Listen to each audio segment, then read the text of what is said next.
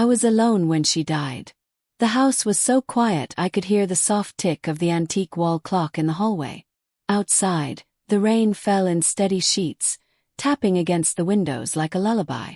Inside, the air was thick with lavender oil and morphine. I held her hand when her fingers stopped twitching.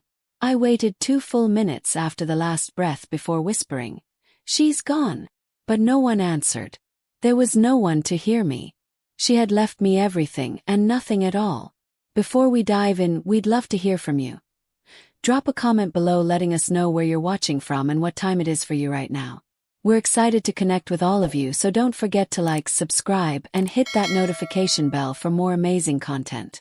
Now back to the story. My name is Sophie Langford. I'm 34. If you were to look at my life from the outside, 2-story house in the suburbs, married to a business owner, pretty garden, no kids by choice, you'd think I had it made.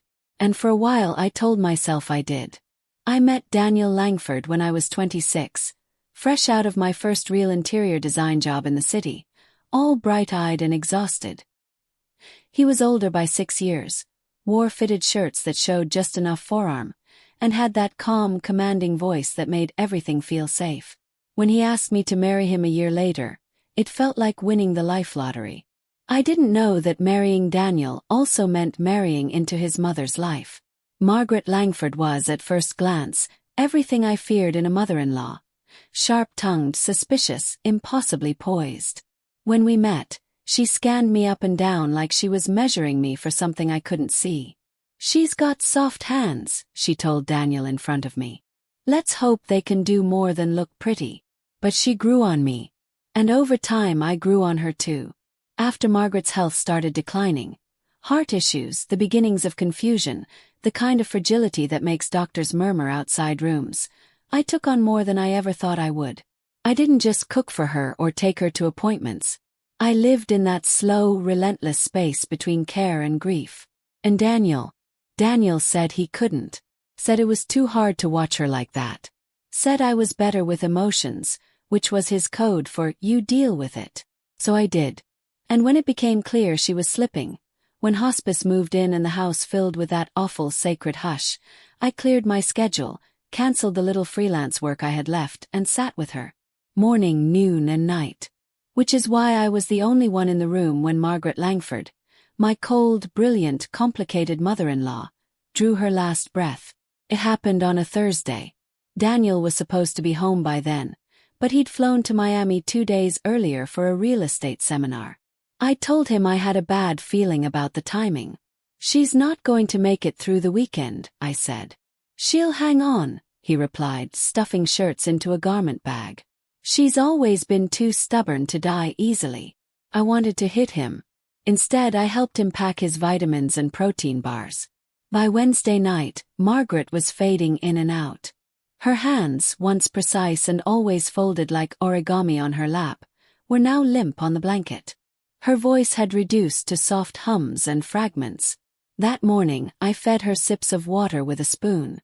She opened her eyes just once, cloudy blue, half aware, and whispered, "Sophie." I leaned closer. Her lips moved slowly, sticky from dehydration. "Top drawer," she rasped. "Left side." I followed her eyes toward the small cherrywood nightstand by her bed. My heart was beating too loud in my chest as I pulled the drawer open. Inside, nestled among old lip balms and a broken reading light, was a small white envelope.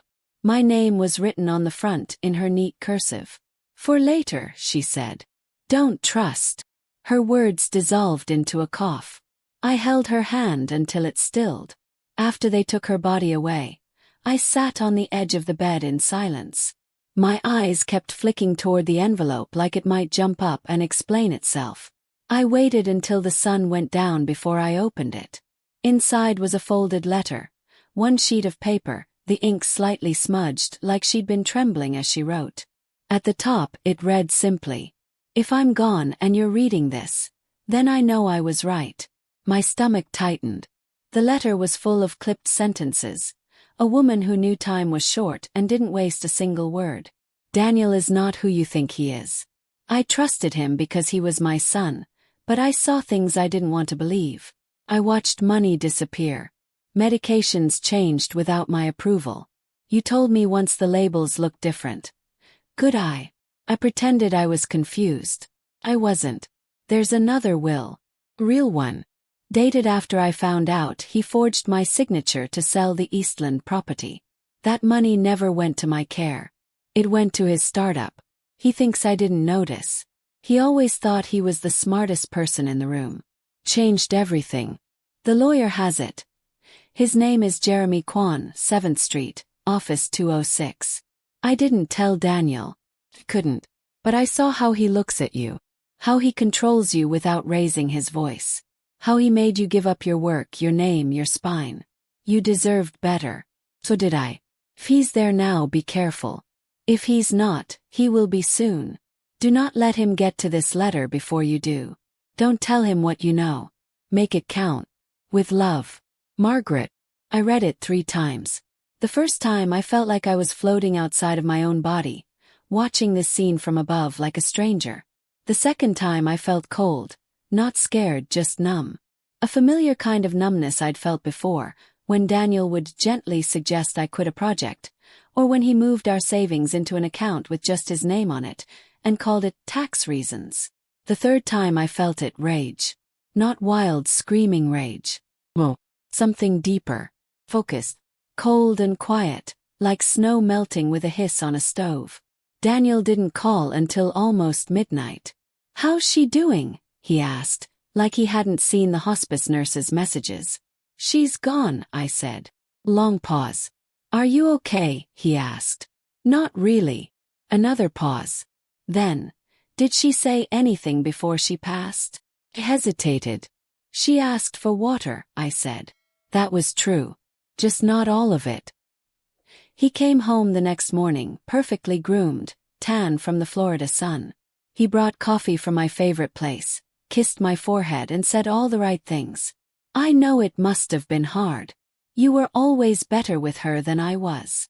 I looked into his eyes and saw a man already calculating his next steps, planning what to sell, who to call, what to hide. I didn't cry. Instead, I folded the letter and slipped it into the lining of my purse. Then I started to plan. Margaret Langford may have died in my arms, but her story wasn't finished. And neither was mine. She left me a truth that I could never unsee. And I was going to make sure Daniel Langford regretted every lie he ever told. Grief has a strange texture. It's softer than anger, more slippery than fear. But when it curdles with betrayal, it turns sharp, like glass ground to dust and scattered across the inside of your chest. I didn't sleep after Margaret died. I lay next to Daniel in bed, perfectly still, watching the cracks form in the life I used to call mine. He was already planning the erasure. I could feel it. At 6 a.m., he was in the kitchen, brewing his favorite single-origin coffee and tapping on his phone. He looked up as I entered, eyes too bright for someone who just lost his mother. I spoke with Anderson, he said. He's getting the probate paperwork started. I stared at him, clutching my mug. Anderson. Our family attorney, he said, sipping casually. He'll handle the estate. Margaret told me she changed her will, I said. Recently. Daniel chuckled, a smooth, condescending sound I used to mistake for charm. She said a lot of things lately. You know how confused she was at the end. No, I said. I don't think she was confused at all. He set the cup down a little too hard. Look, he said, suddenly brisk. We both know she wasn't in her right mind. I'm not fighting you on this, okay? You'll be taken care of. She didn't have much anyway. There it was. The subtle theft, dressed in concern. Not much anyway. As if Margaret hadn't spent 40 years building her legacy, investing in real estate, saving and sacrificing. As if she hadn't whispered about the Eastland property in her final breaths. I didn't respond. I just watched him open his email, eyes flicking over contracts and bank statements like it was a normal Tuesday. But I knew. I knew what he was doing, and what he'd already done.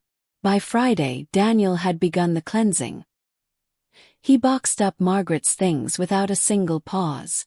Her jewelry, her letters, Even the framed photo she kept of her late husband, Roger, a man she used to talk to at night when she thought no one was listening. He donated most of it. Threw away the rest. He didn't ask if I wanted to keep anything. He knew better. Margaret had left me her secrets, not her pearls. That evening, I drove across town to a modest, gray building above a florist shop, Suite 206, just like the letter said. The gold plate outside the door read, Jeremy Kwan Isq. Wills, Estates, Trusts.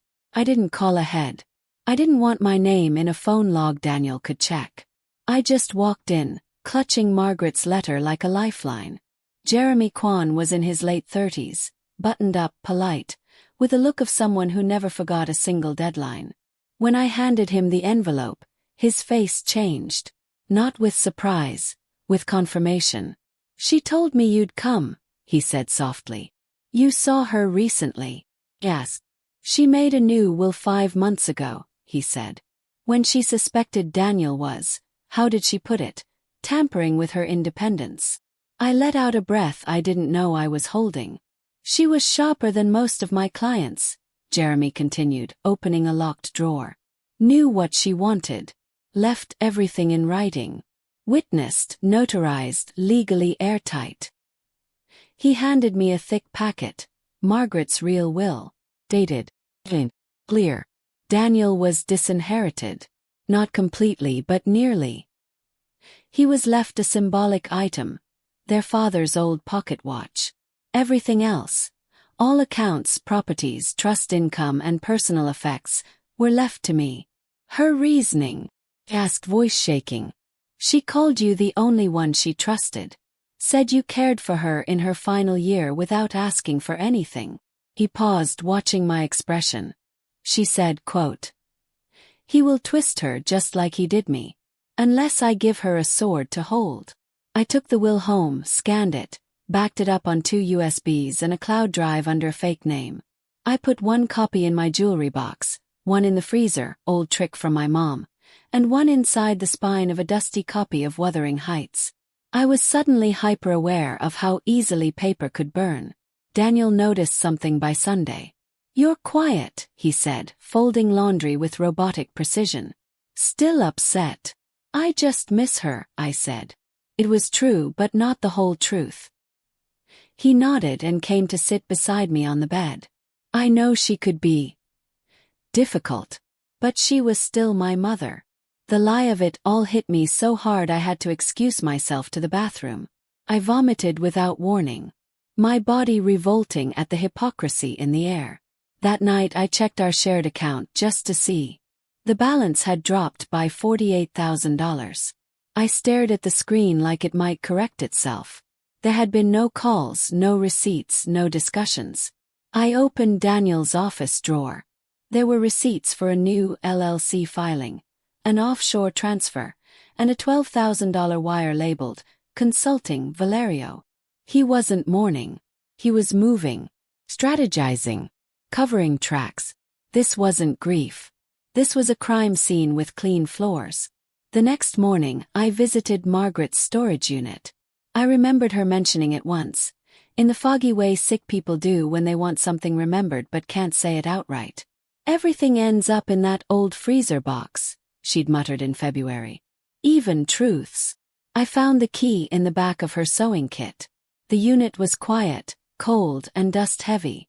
I rifled through boxes of outdated photo albums, old cookbooks, a rusted fan, until I saw it. A large blue igloo cooler duct-taped at the edges. Inside I found a small fireproof lockbox. I opened it with a bobby pin and prayer. Inside was a treasure trove.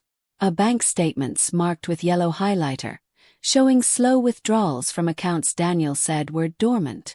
Medication logs listing prescriptions Daniel picked up, but with different dosages than what was administered. Signed letters Margaret wrote but never sent, to her bank, to the local police, to her old friend Miriam, describing her fears of being phased out of her own life. And a USB drive labeled simply, Video. I plugged it into my laptop in my car, hands trembling. Margaret appeared on screen, pale in her bed but eyes sharp. If you're seeing this, Then I didn't make it to tell you in person. I'm sorry for that. You deserved the truth face to face. She took a breath, swallowed hard. Daniel is not just selfish. He's dangerous. He thinks charm is the same as goodness. He's not used to hearing no. He cut me off in pieces, one at a time. But you stayed. You saw me. So I'm giving you everything I have left. The will. The files. The evidence. Her eyes bored into the lens. Don't be afraid to ruin him. He's been counting on your silence. I drove home in silence, the rain beating on the windshield like war drums. I wasn't afraid. Not anymore. I was angry. I was armed. And I had a mission. That night, I slipped the drive into my pocket and curled into bed next to Daniel. He smelled like bergamot and expensive guilt. Love you, he said sleepily, already drifting off. I looked at him. At the man who stole from his dying mother. At the man who smiled through lies. At the man who told me quitting my job would make things simpler. At the man who was about to learn that some women don't stay broken. I didn't say, I love you back. I just whispered, I know. A lie becomes heavier the longer you carry it. But watching someone else lie, while smiling, while laughing, while slicing toast and pouring coffee like nothing's wrong, that's not weight. That's poison. And I'd lived long enough sipping from that cup. By the end of the week, I was ready to turn the tables. Daniel had no idea I'd seen the video. No idea I'd read the will, spoken to Jeremy Kwan, or found the files. To him I was still the quiet, grieving wife. Sweet Sophie. The one who never raised her voice. The one who forgave easily. But grief had given me X-ray vision. I could see him now, clearly. And what I saw made me sick. The first blow came with a phone call I wasn't supposed to hear. He was in his office, door cracked open, talking low. A voice I hadn't heard in years drifted through the space. Valerie. His ex. The woman he called unstable, toxic, jealous. The woman who had once shown up crying at his work party and was escorted out. The one I was told to block. The one I pitied. And now I heard him laugh. No, I told you, Sophie doesn't ask questions. She's not like you. She trusts. Yeah.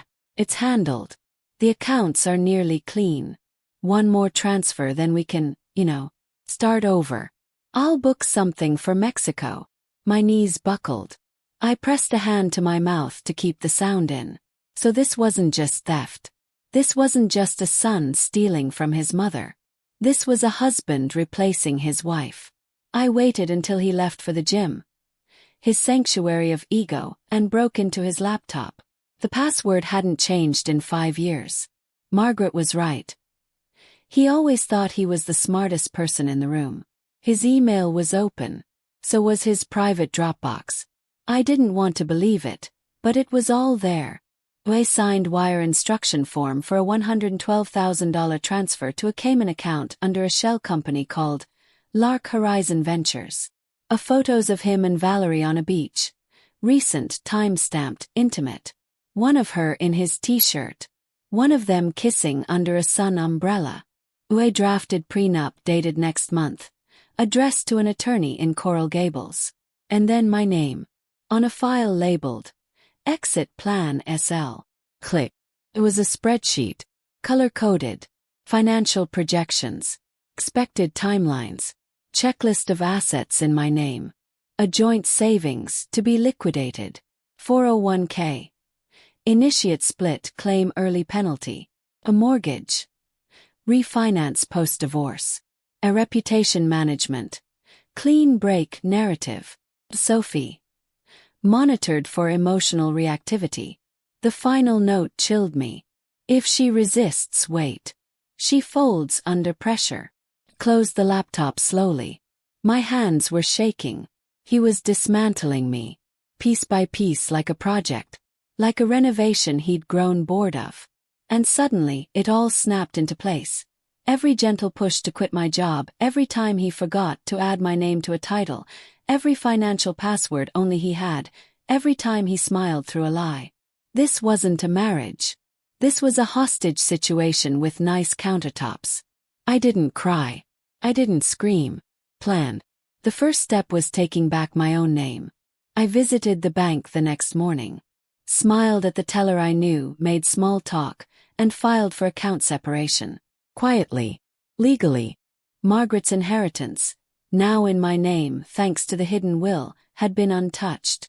I opened a new account and moved the entire balance, $347,215.89. Step 2. I visited Jeremy Kwan again. I need to make the will public, I told him. File it. Execute it. I don't care who it pisses off. He looked over the documents. This will override anything your husband tries to submit through his attorney. But be ready. He's going to fight it. I'm counting on it, I said. Back home I played my role. Daniel walked through the door that night with Thai takeout and a fake smile. Thought you could use a night off, he said, setting the bags down. I almost laughed. The audacity. He poured wine, turned on music, and leaned in to kiss my neck. I pulled back, slow and sweet. You're being so good to me lately. He chuckled. Well, guilt is a powerful motivator. That was his idea of a joke. Played along. Let him think he was still winning. Meanwhile, I recorded every lie on my phone. I wanted a full record of the unraveling.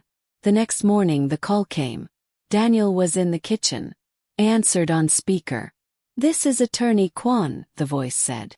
Just letting you know the will has been filed in probate court. Daniel Langford will be served notice this afternoon. I watched him pause mid-sip. What notice, he said. I didn't answer.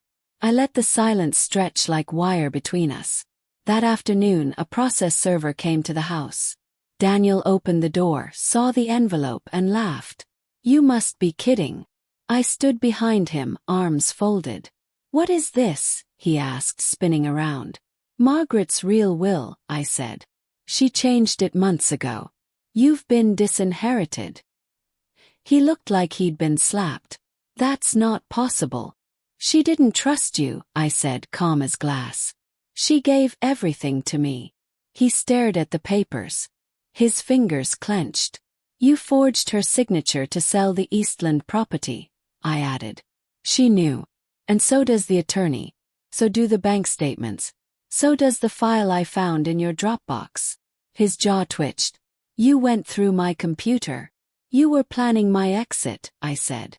Fair's fair. His face changed then. The mask slipped. And beneath it was something dark. Something feral. You think you're going to win this, he hissed. You wouldn't have anything without me. I gave you a life. No, I said softly. You rented me a cage. He didn't sleep in our bed that night. I didn't care. I spent the evening uploading everything. Margaret's video, the will, the financial documents, to a secure drive. I drafted an email with the subject, in case of emergency, Margaret Langford Estate. Then I added 3 recipients. Jeremy Kwan, my sister Eliza, and a friend in the press who owed me a favor. I didn't send it yet. I just let it sit there, waiting. A final bullet in the chamber. The next morning Daniel was gone. So was his toothbrush, his gym bag and half the closet. There was a note on the kitchen counter. You've made a mistake. You're going to regret this. I smiled as I read it.